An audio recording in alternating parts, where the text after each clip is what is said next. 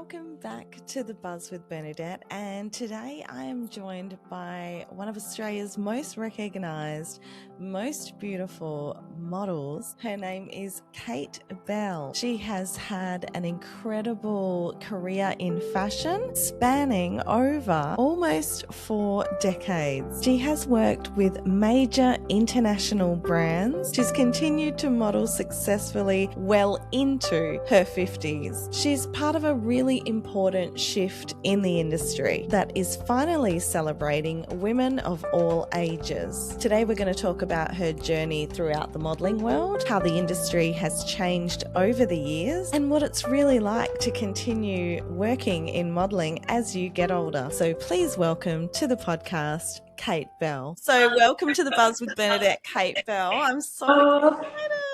Thank you, Bernadette, for having me. Yeah. My pleasure. I'm so excited to talk to you today because we're going to get into some really, meaningful issues and I think if we're interested in those issues, then I'm sure many, many others will be interested as well.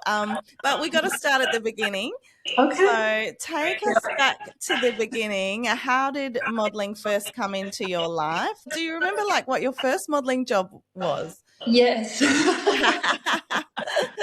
How could I forget? I was on a poster for a horse show with a big hat, with a big cowboy hat. I think I was about 15 or 16, and a local photographer just asked Mum and Dad, if I would be interested in shooting some pictures for a horse show. And so that was sort of the first time that I did photographs, sort of professional photographs.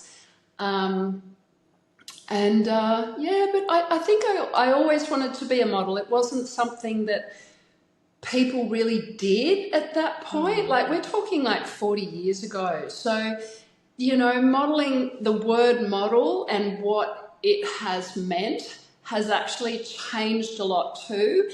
But at that point, it was models were in magazines. That's, they were that type of a model. And I just wanted to be that type of a model. Yeah. At that point, I was obsessed with magazines. And I pretty much did it myself. I found a modelling agency. I cold called them. I went and saw them. I was signed. I finished my HSC, and then off we went. I moved out of home 3 weeks later, and it sort of went on from there. Oh my gosh! So you moved out of home really early. I moved out of home when I was 18. So I went and saw an agency. I think I was about 17, and they said start straight away. But I was doing my HSC, and I said I'll just do my HSC, and then I'll go on holidays with my mum and dad, and then I'll come in after that. And that's what I did. I started in January of whatever year that was, 1987 or something 1987. And so I was sort of catching the train, 3 weeks of mum and dad driving me because I didn't have my license, and they'd drive me to Hornsby Station, and I'd catch the train into the city, and I'd go around with my book and, do all my castings and stuff. And then one day, Dad just 3 weeks later, Dad just said, I think we should find you a place in the city. And so, that's I just it hadn't even occurred to me. I was but then more practical. A year later I moved to New York, and that was the first time I'd flown on an aeroplane, and just really stepped into it with major stars in my eyes. And the reality of modelling at that point, at that time, we're starting to see a lot of we're starting to see a lot of the what was inappropriate male behaviour, and I just came across that, and it just sort of destroyed my whole concept of what adult life was like, and what the whole fashion industry was like. Yeah, so that's been a journey. We can't even get through a few paragraphs without that coming into the conversation, because that was just Mm, such a big mm, part of that era.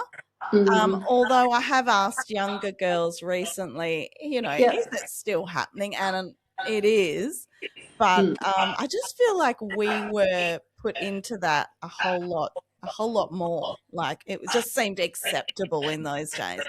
Tell us a little bit about like what the fashion industry was like when you're first starting out. You're a big, bright-eyed 18-year-old.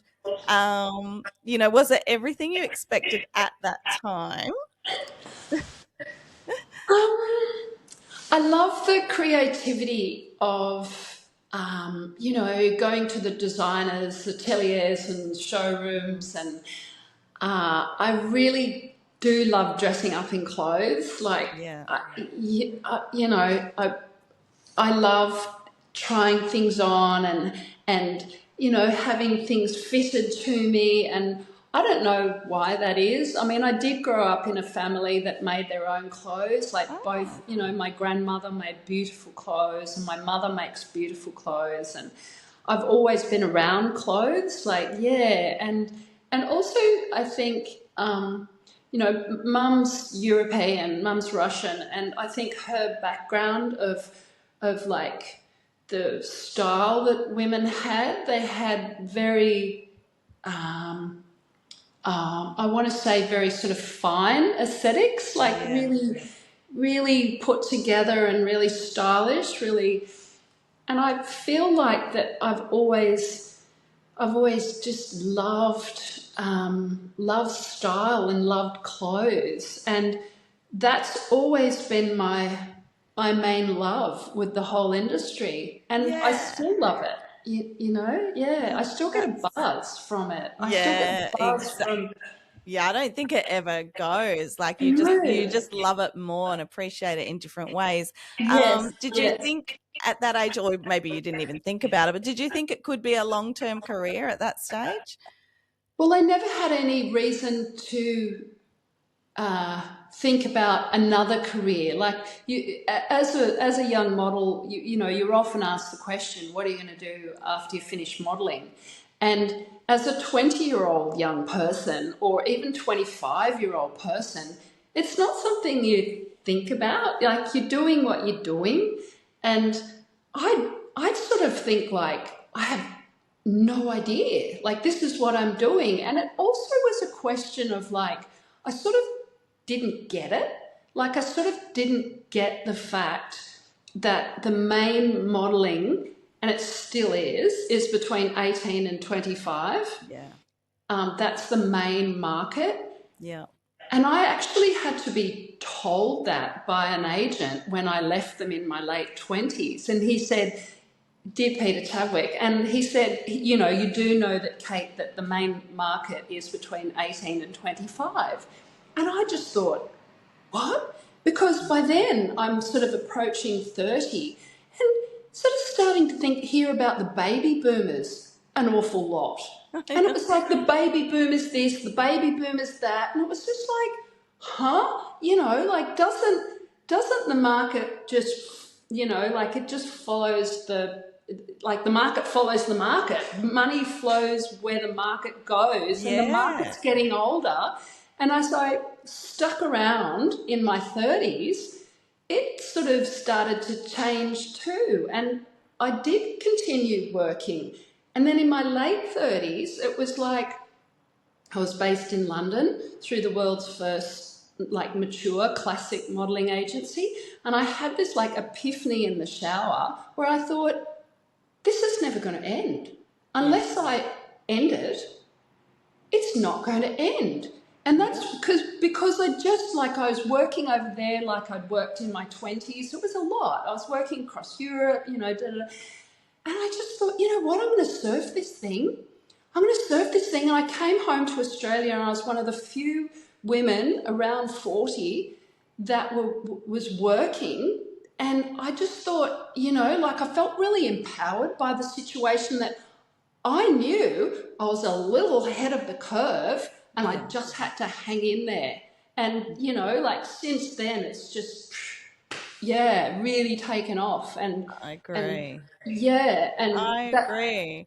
I can relate. I remember being on jobs for like TV commercials, and I remember seeing like there was an older couple, like 70, 80-year old, and I yep. remember thinking, if I stick at this, well, somebody's got to do that. Somebody's got to do that Someone's got to role. do that. Why not? Like, why not? And then I Good just on thought, all you. I have to do is be still passionate about it, which we all just love. We love doing it. And Yeah. now that we've got platforms, social media Yes. Yes. platforms, we're Yes. seeing like beautiful older women, get Yeah. ready with me, all this sort Yeah. of stuff. And Yeah. it's great. And yeah, we're in the right demographic, and that's Yeah. where the money is. So I think people need to, yeah, listen Yeah. now. Yeah, yeah. And Yeah. also that just makes it really meaningful and purposeful for us Yeah. to be doing what we're doing. And that was the missing piece when I was younger, that I ceased to have a purpose. I ceased to have a purpose with it. Yes, I was floating around the world, and but it was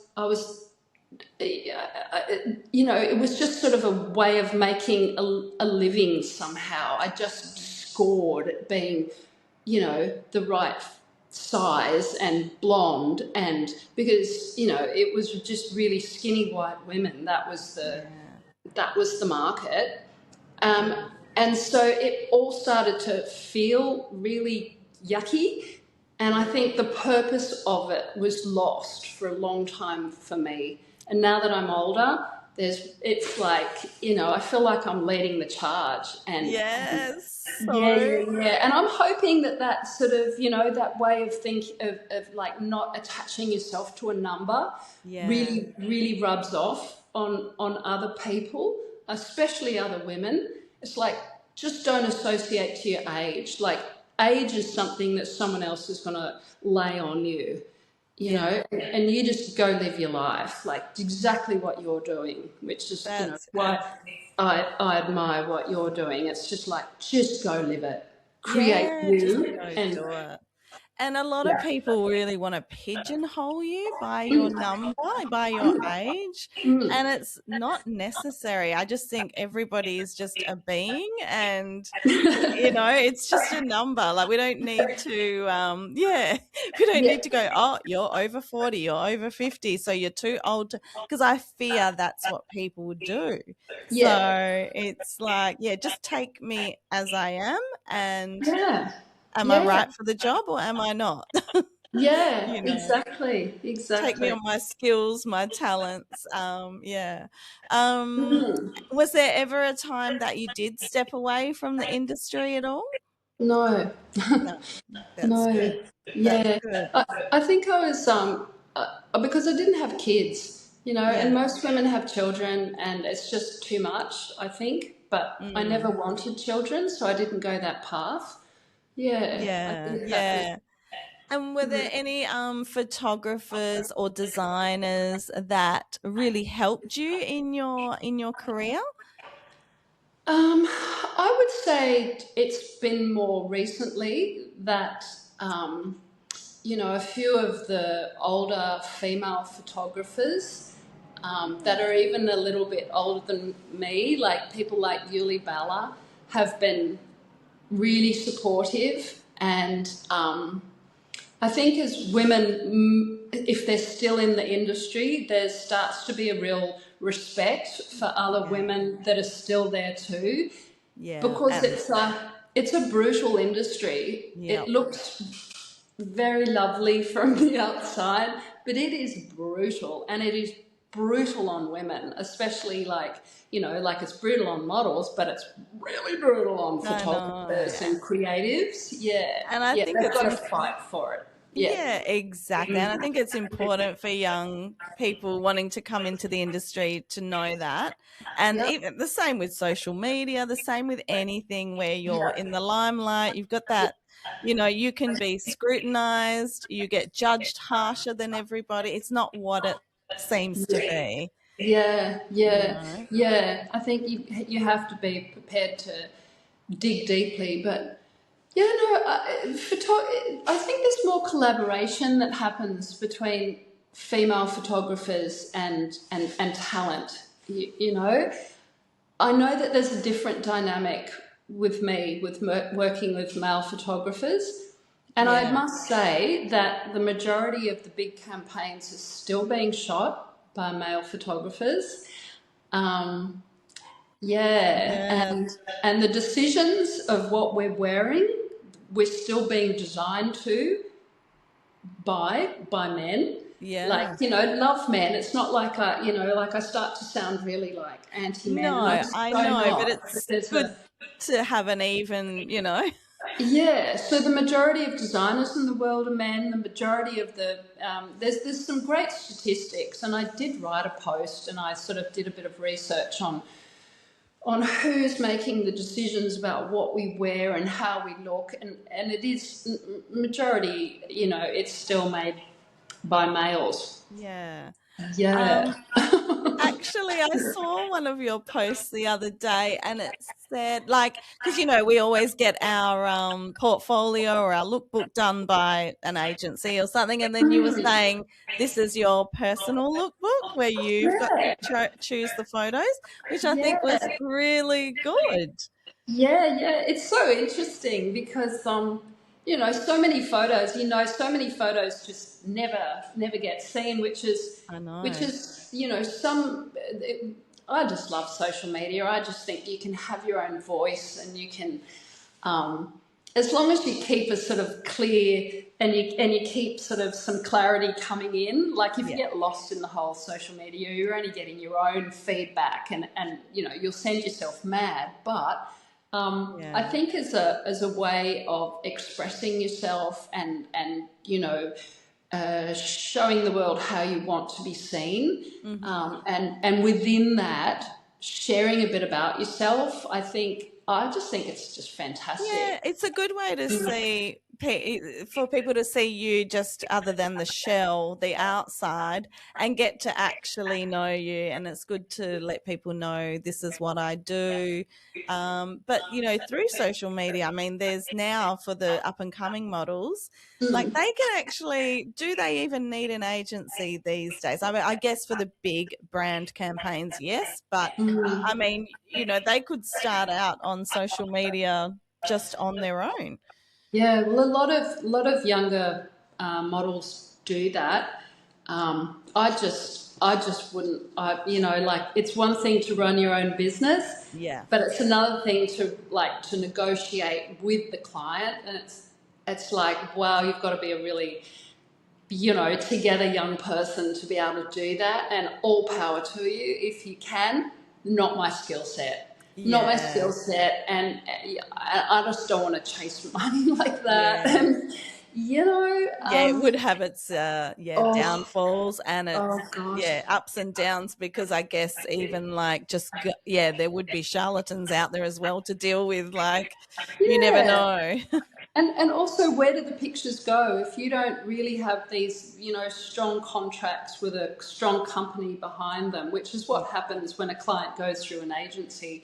They have to sign all these, you know, to say that this is the specific job. It goes no further, and if it goes further, then you need to, you know, pay the model and the creatives and so all of those things, I think it keeps it I want to say professional, but maybe that's not the right word, but it keeps things at least a little bit fair as well, moving forward, because, you know, if you're on a commercial that's going to air for the next 10 years, then you need to be paid royalties for that commercial. So I guess the legalities are covered. And especially for a young girl, or, you know, that wouldn't think about those things. No. And that is the whole changing industry. Yeah, I guess that is important. So like modeling in your 50s, have you found the type of work that you do now has changed? So about 10 years ago, I started sort of complaining about my crappy hair, because they'd always go, an effortless bun for Kate, you know, and the effortless bun was this like low sort of granny bun, and my hair, I mean, I went for a swim this morning and I haven't done anything, so please forgive me, but usually my hair is pretty together. I've got a good haircut, I've got a great hairdresser, and it was like I was never allowed to have cool groovy hair. I had to have the low granny bun, because I was the older woman. And so, that's been a good sort of 10 years of having that sort of hairstyle. And it was like, I'd always be sort of like typecast. I'd be the matriarch. I'd be the mother. I'd be the grandmother, And it was just like, I want to be the cool girl. Like, why can't I be the cool girl? Like, they're being cool. They're a whole bunch of cool girls, and I've got to be one of their mothers. I know what I mean? So I think that was probably about, like, honestly, that was probably about 10 years ago that I was feeling a bit like, about it all. But now I think the work that I'm getting is just, I'm a model on the job. Yes, I tick the boxes because, we need some inclusion and stuff. But in general, I've got cool hair. I get to wear the cool clothes. I think it's the way people are seeing everyone now, like, they're not seeing like over 45 as the grandma anymore. But I mean, even like back when we were modeling, like in, our 20s or something like that, or maybe even late teens, we were getting put in wedding dresses, I was doing Mother of the Bride at 35, 39. I was like, wait a minute, I could be the bride. Like, do you know what I mean? So they were moving to bridal shoot, Bernadette. And I really, each podcast I've been putting it out there and going, can I please do a bridal shoot? Yes, please, manifest. Please, and so far nothing. Like, you will, get it. Not since, not since my 20s, but I'd really like to do a bridal shoot. Yeah, why not? Is there no one getting married at 60, 70? I'm sure there will be. Let's break that mold. Let's break all the molds. I mean, it's terrible to be. I need to stage it. I need to produce my own. Yeah, that's right. And just manifest. And manifesting powers are so strong. Oh, my goodness. Yeah. But it's terrible to be typecast because then you're like going, do people see me like that? Or is it like, what is going on? Or is it just they just need to tick that box? And they just need to tick that box. And I think because it hadn't been done, they didn't really know how to do it. That is also the thing. They didn't really know how, like, now we know that, a mature face, if you're going to put a lot of makeup on it, you will need some different types of makeup. You'll probably need a setting spray. You'll probably, you know what I mean? There's things, because your skin is just different, and depending on, like, it's just a whole different thing. And I don't think even the creatives, the makeup artists, knew really what to do with my face. For me, less is best. I'm not opposed to wearing makeup or all of that, but that there is a process to, and I think Max Made really does that really well. He'll show you a mature makeup, but the products that he's using, they will last for your event, your wedding, your whatever it is that you're going to, where you want your face to hold up. Because, because there's lots of different things going on. That's right. And I was that was definitely one of my questions is like, well, you're obviously getting your face done by professionals all the time. So what have you noticed, like, as you've gotten older, what are some of the makeup techniques that they're using? Is it less makeup, no powder? What are some of the things that they're using on you to make you look more fresh? Because all your pictures are beautiful, fresh face, glowy. So stunning. Thanks. So lots and lots of sort of skin prep. There's so the really good makeup artists sort of prep your skin, and so for the first 15 minutes they're like massaging your face with all these like fabo things, and so by the time that the actual sort of your base and everything starts to go on, they're all hydrating sort of products, and so they're really just adding glow the whole time. And not mattifying, glowing. lots and lots of glow. And a good setting spray. Setting spray if the makeup gets a little heavier. But for the majority of my sort of day-to-day work or whatever, the woman that I'm inhabiting is sort of just doing everyday things, unless it's like a glam shoot. And then you might have a bit more sort of setting spray or that's exactly right. And do you feel like the industry is getting more inclusive now in terms of age, race? Look, I think Australia's doing really well. I think I don't think Australia realises that, because they really are. They really have advertisers, clients have embraced that. Have the representation of all Australians. Like, we're seeing all different skin colour. We are seeing all different body shapes. And I don't like those categories that modelling still has. Like, I'm a classic model. You know what I mean? I'm not just a model. Or in London, I'm a timeless model. But and girls that have a little fuller bodies or whatever, they're curve models, or they're. I think I'd be a curved classic. And I'm glad it's curve, and because the plus size is like gone out the window. Thank God that was there for a bit, and it was just like that's like, it's just it's really not nice. Like, and you were plus size if you were over size 12, which is not really that big. No, exactly. So I can't remember your question, Bernadette. Just inclusivity. But I was just thinking to myself, just recently, Australia's Next Top Model was back on Netflix because they did a documentary with Tyra Banks, and I saw it. I saw that. What do you think? I just popped into my head now. What do you think about how they used to run that show and how they used to talk to the girls? Because I just could not imagine it would be like that now for the young girls coming up in the industry. Yeah, look, I think meanness still goes on.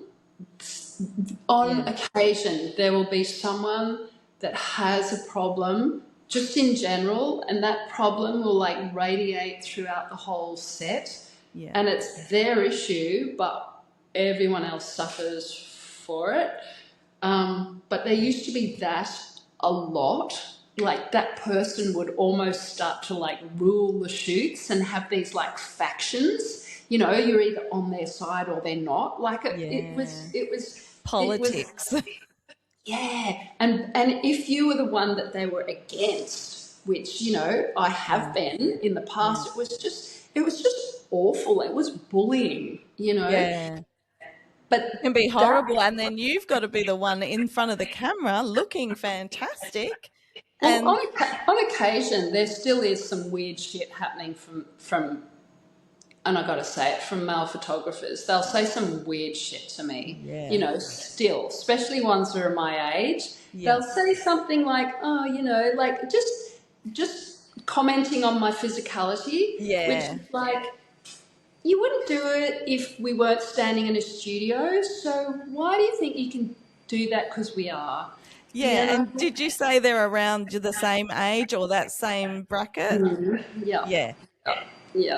I totally, and I think that happens in so many industries where men are like, it could be radio, it could be TV, like if they're of that age group, they still think it's okay because they're out of touch as well. I and they think so. think, oh, well, it is what it is, and it's not anymore. So, No, yeah, exactly. which is such a shame. But Yeah, yeah. But no, in answer to your question, Australia's doing really well.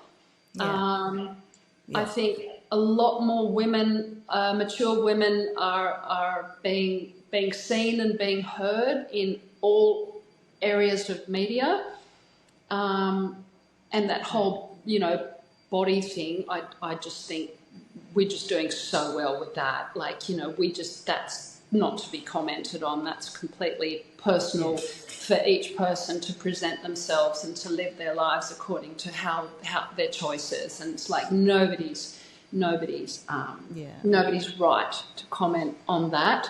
yes, Whereas I think in Europe there's such an entrenched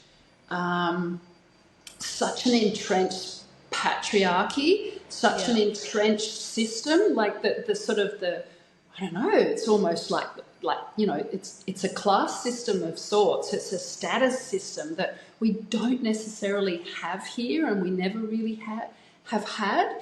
But how.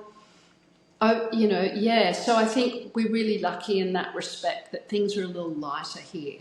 That, yeah. That's good. Yeah, yeah. but like, I'm not sure if you watched Australia's Next Top Model, but like the way they spoke to the models back in that day, and when was that? Maybe I 15, don't. I don't 20 think. I don't think years ago. people really spoke to models like that. I think that was just television. Or like you've put on a kilo and like, or you can't walk properly or practice this. It was very harsh. Yeah. Look, there might have been some comments and stuff on occasion, but because it was a television show, they probably They edited all those bits together and they thought it was probably okay to put them together and then yeah. to have little sound bites like that. And Yeah, that's the yeah, the look, tricks of television. yeah, and look, I've been sent home for not being the size that that my agency had sold me as. Like that Yeah. happened one time in Germany.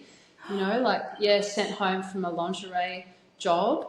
And I honestly, like, I might have been like maybe an inch bigger or something. Like if I Wow. was like yeah, but like the Germans were very like nah, you know. Wow. Yeah. That was the only time that I've actually ever been sent home for not being the right size. Oh, But, that is stylists still say things like, oh, this belt's not going to work on you, it's too small. Or, yeah, like just off the cuff, just things yeah. like that. Or, like, yeah, And just it's tricky because it is a workplace. So I guess in a sense you have to be blunt, and you forget that there's a person there with emotions and feelings like attached to that. But yeah, yeah, yeah. yeah. So I, I guess in that way it is a bit tricky, and that's why maybe if you're very sensitive, maybe it's not the industry, you know? that is the thing. That is the thing. You've got to have like skin as thick as a elephant, Yeah, and, you and do. And I if you honestly do. you do, and if you come up at a young age like we did, it's you do learn like that thick skin comes pretty quick. Otherwise you just you leave because you don't enjoy it. But if you're built for it, you can last. Built to Yes. last. I love that. Yeah, So, yeah, so do you still do any overseas modeling now? yeah. So Gosh. yeah, so I've got I've just recently been signed in Paris, which is a little exciting. And I've had an agency in Copenhagen for quite a few years now. I've had an agency in Germany Oh, for 40 years. I've had Louisa right from the start. oh wow. And I have Visage in Zurich. We're just trying to get representation in London. And then things have changed a little bit for models, like for an agency to sort of say, come over and be on stay.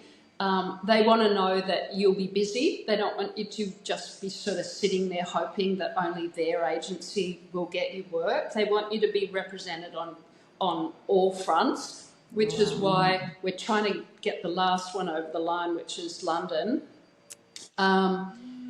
And then sort of we're set, and I'm thinking like, you know, the next couple of years, the older I get, the better it is for me. So yeah, I'll do some more stints. I didn't go away last year, but the 2 years previously to that, I walked in spring summer Copenhagen Fashion Week, which was, you know, which was so much fun. I got everywhere on my bicycle. I opened a show, which was like, you know, the first time I've ever opened a show.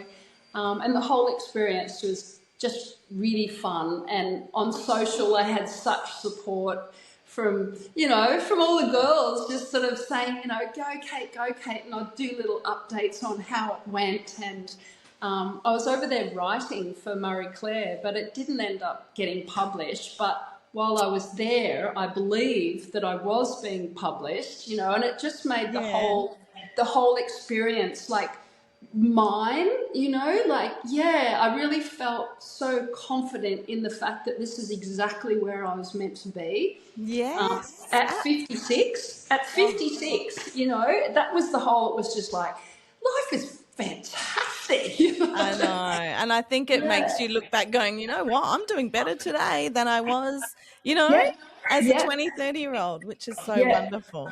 Yeah. So yes, full intention of like just keeping on. I love the whole spontaneity of it all. I love the industry. I do. Yeah, and the freedom, because it sounds like you're traveling, you're experiencing, you're meeting, you're networking with new people. And how important do you think like your social media presence is while you're doing all that, and also maintaining like a voice for you know, 50, 60-year-old women in the social media space, because those women are killing it on social media as well. No, I think social media has freed women to a large extent, and I know some people would go, you're an idiot to say that, because not being a younger person, I think you can run into problems there, but being a more mature person in the social media space, I just think sky's the limit for us. And I love the opportunity of, you know, you reaching out to me, and then, you know, me, you know, like, I just think social media has really given us wings. I do. And it's for us to change things, and for us to be brave enough to share ourselves and our ups and our downs, and create community, because that's really from the ground up is the way that change happens. You know, we're not going to be able to you know, change the sort of the equality of the sexes and stuff by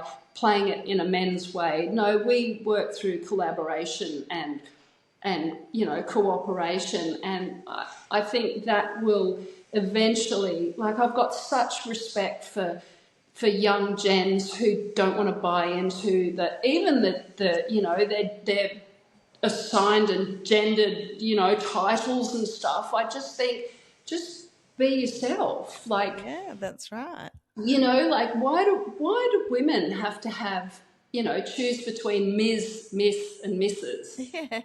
You know, I know. Like, it's really like, huh? Yeah, you know, I know. I don't want to tick any of them. Like Ms., like, I know. Ms. I'm just me. Like, what is going on? Yeah. So I just think, in that respect, what we're doing in that space is sort of what the young gens are doing in their own way. They're just disowning the whole, like, oh, you're telling me how to live and who to be and what to be and all this stuff. And I don't buy into it. And I think mature women in the social space are sort of doing the same thing. I think you're exactly right. I never looked at it that way, but it's like same, different. They're just expressing themselves in a different way.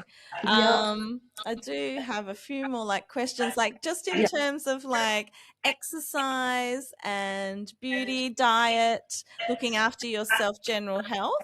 What sort of things do you do? Okay, so I just like to eat really cleanly and live really cleanly.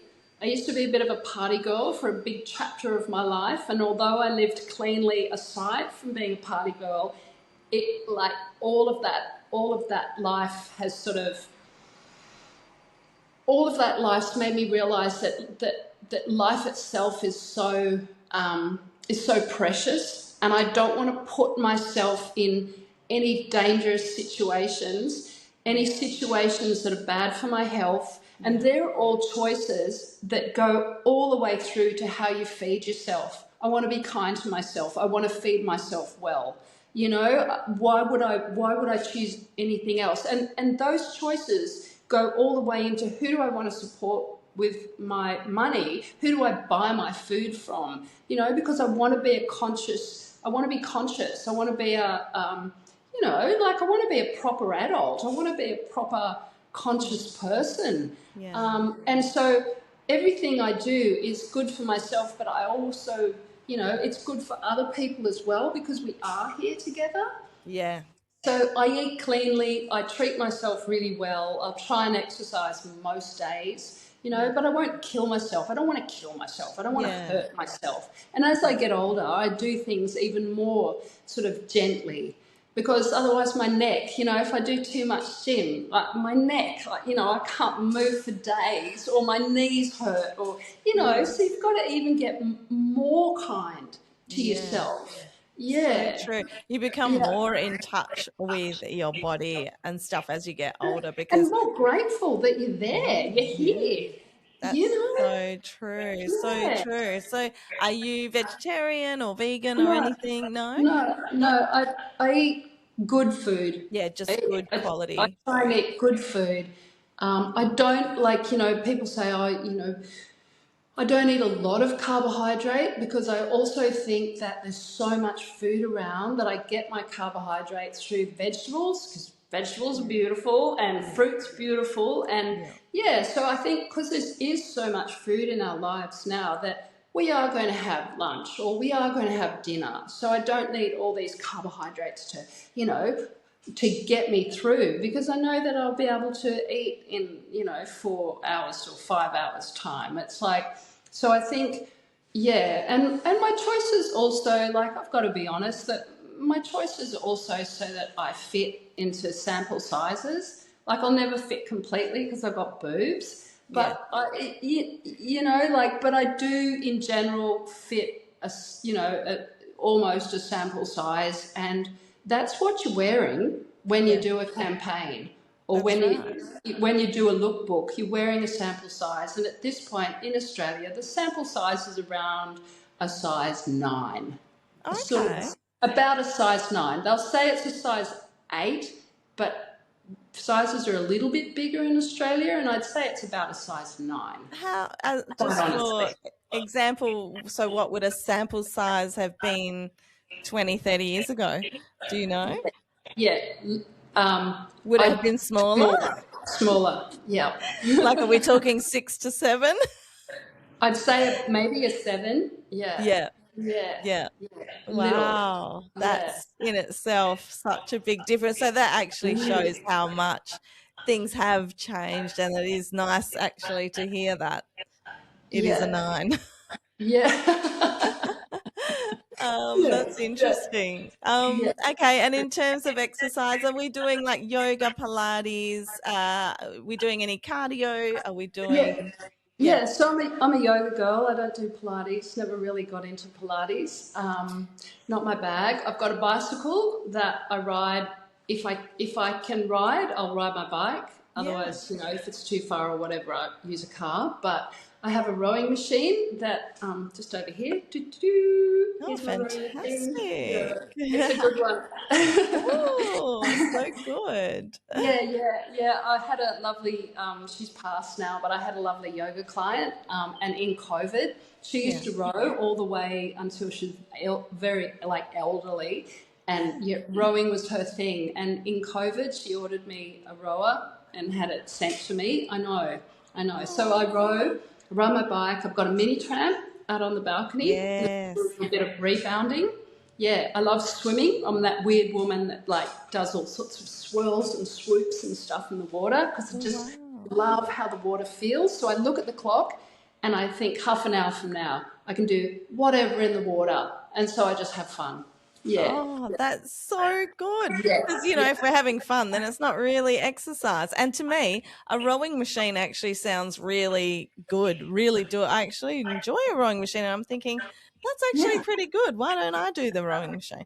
Do the rowing machine. Yeah. I go to the gym once a week because my partner makes me, and actually, even though I hate it, I don't hate it. I've got a cute, I shouldn't say that. I've got a great trainer. Yes. And yeah, but I'm Yeah. not, it's not my thing, but I know that I Yeah. need to do Is it weights. Yeah. the intimidation of other people, or it's not your own private time, it's too noisy? It's just the weights themselves. It's just Um, not. I don't really like to do it. You yeah. know, it's like. Yeah, all the yeah. So you need that little swift push to go in there and do that. Yep. And Yep. Yeah. yes, okay, yoga. I was going to say what yoga, Pilates. Like, I've done Pilates, but I've only done one class of yoga, so I don't really know. Tell me Ah. how is yoga better? Why do you like yoga better? Oh, I've always loved yoga. I started yoga when I was a little kid, and I've had a Yeah, love affair with yoga all my life. I love the whole twinkle, twinkle magic of it all. I love the yeah, philosophy. I yeah, love the names of the postures. I love the the almost the meditative yes, way that you can get with just when you're breathing and when you're with yourself. I really love that yeah. whole The it's a calmness, the flow. Yeah. yeah that there's a maybe it's a past life thing or something, but I Mm, really love that whole for me there's like a connectivity yeah. to more than just my physicality, because I can leave my physicality behind. It's really odd. You can be feeling so physical and dense, and you're standing in a forward bend, and you've got your feet on the floor, and you're bent forward, and Yeah. you're trying, and you feel really stiff, and your legs feel stiff, and your back feels stiff, and as soon as you just take your mind into no, I'm grounding on the earth through my feet. My feet are going down and I grow up through my legs. And all of a sudden, it's like the fascia of your body. You've used your mind to connect to your body, and it's like this, and even that, like whole grounding and earthing and just connecting. Yeah. It's like magic. Yeah. That's beautiful. Yeah, you've inspired me to do some yoga today. But just find a teacher that inspires you. I think Yeah. that Yeah. Yeah, I need to do an overhaul, hence why all the questions on the health and uh, everything. But no, I just think the twinkle twinkle part of it, like all the sort of, I love when they schools still use incense, and sometimes mm, use a bit of traditional music and stuff, and I yeah. just love all of that side of it. Yeah. Yeah, I think it's beautiful too. Well, one more question before I let you go, because it's been a very lovely chat. So, what advice would you give women who probably want to come up in the industry, and yeah, and or who might want to actually go in any industry and might worry that life or career opportunities could diminish with age? Hmm. Um. It could be modeling industry, it could be any industry really. I mean, because as women sometimes we have that worry like, oh well, it's all over for me once I hit 40, or in modeling once I hit 26, or like Yeah, I think that as women with, I mean, my mother was still at home. That was her role. She was still at home. She only really worked once I hit my teenage years. And so I think that my age women have come through not realizing that we have absolutely every choice to make, and to do it for your mother that maybe couldn't, or your grandmother that didn't feel she could, or live your life for all the women in your background that weren't in a position to freely do and live their life according to their own choices. And if you can't do it for you, do it for them. Yeah. You know, and do it for all the women around the world that still are without those choices. Like you must, you know, walk out the door, and if you're feeling down about yourself or whatever, put your shoes on, walk out the door and walk it out, you know, because it's like if you're a woman in a first world country, you have unlimited possibilities. Really, I just think, just make the most of your life. Like, I can't say it enough. Yeah. Like, you know, do the best you can. We really need you. We need mature, inspiring, bold, brave, mature women. We need them.